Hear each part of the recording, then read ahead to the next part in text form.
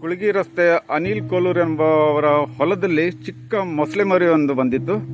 ಅದನ್ನು ಈಗ ರಕ್ಷಣೆ ಮಾಡುವ ಕಾರ್ಯವನ್ನು ನಡೆಸಲಾಗ್ತಾ ಇದೆ. ನೋಡ್ಬೋದು ಅನಿಲ್ ಕೋಲೂರ್ ಮತ್ತು ಅವರು ಮಗ ವೇದ ಕೋಲೂರ್ ಇಲ್ಲಿದ್ದಾರೆ.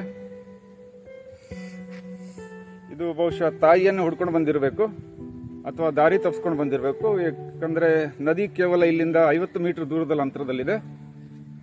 ಅದನ್ನೀಗ ರಕ್ಷಣೆ ಮಾಡುವ ಕಾರ್ಯ ನಡೀತಾ ಇದೆ. ಈಗ ಅದನ್ನು ನಾವು ತಗೊಂಡು ಹೋಗಿ ಈಗ ಕಾಳಿ ನದಿಗೆ ಬಿಡ್ತಾ ಇದ್ದೀವಿ.